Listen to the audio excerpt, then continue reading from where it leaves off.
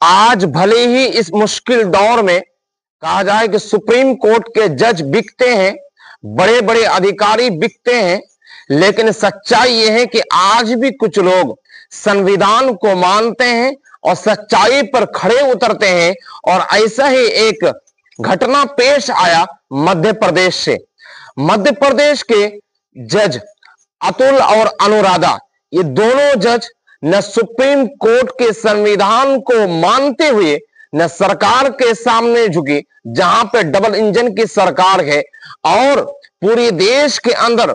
और ये कहा जाता है कि सरकार के सामने बड़े बड़े जज झुक जाते हैं और उनकी बोलती बंद हो जाती है और संविधान को ताक में रखते हुए सरकार के गुलामी करने लगते हैं।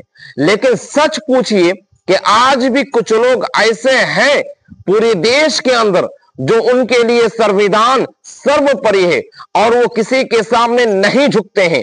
ऐसा ही पेश आया मध्य प्रदेश। मध्य प्रदेश के अनुराधा और अतुल जो जस्टिस है, इन्होंने कहा कि 4 घंटे के अंदर याचिकाएं दर्ज होनी चाहिए, वरना डीजीपी को हम बुला लेंगे। दरअसल मध्य प्रदेश के एक भारतीय जनता पार्टी के एक विधायक जो कर्नल कुरैशी को आतंकी के बहन करार दिया, आतंकी के बहन का, जिसको सुनने के बाद और जिसको वायरल होने के बाद पूरी देश के अंदर एक चर्चा के विषय बना हुआ है। पूरी देश आक्रोश में है, पूरी देश गुस्से में है और उनकी गिरफ्तारी की मांग हो रही है। इस बीच में डबल इंजन की सरकार के बाद भी अनुराधा और अतुल, ये दोनों जज अपने हिम्मत को दिखाया और अपने संविधान को सर्वोपरि मान करके कहा कि 4 घंटे के अंदर अगर इन पर याचिकाएं दर्ज नहीं हुई और ये इनकी जेल नहीं हुई तो हम डीजीपी को बुला लेंगे। और ऐसे हिम्मत करने वालों को दिल से सलाम कहा जाना चाहिए, क्योंकि इस करप्ट में और इस भ्रष्ट में भी कुछ लोग ईमानदारी के साथ, कुछ लोग अपने ड्यूटी को अच्छे मान करके अपने ड्यूटी को अच्छी तरह से निभाने के साथ साथ वो किसी के सामने नहीं झुकते हैं। और ये अनुराधा और अतुल, इन्होंने कहा कि 4 घंटे के अंदर अंदर इस विजय शाह को अंदर किया जाना चाहिए। और इन्होंने कर्नल कुरैशी को आतंकवाद की बहन कहा।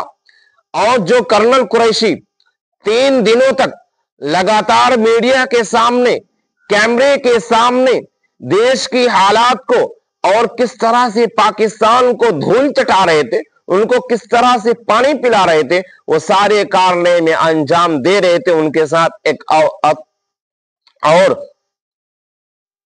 आर्मी मौजूद थे। इन दोनों ने मिल करके सारे सवालों का जवाब दिए और मुंह तोड़ जवाब दिए।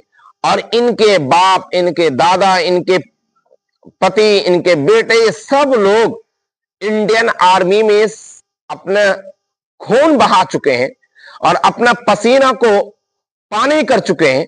और ऐसे लोगों को आतंकवाद की बहन कहना और यह कहना कि हम उन्हीं की बहन को भेज करके उनकी ऐसी की तैसी करा दी, ये देश ये पूछता है क्या क्या मुसलमान होना आतंकी की बहन है? क्या उनकी गलती यही है कि वो सिर्फ मुस्लिम है?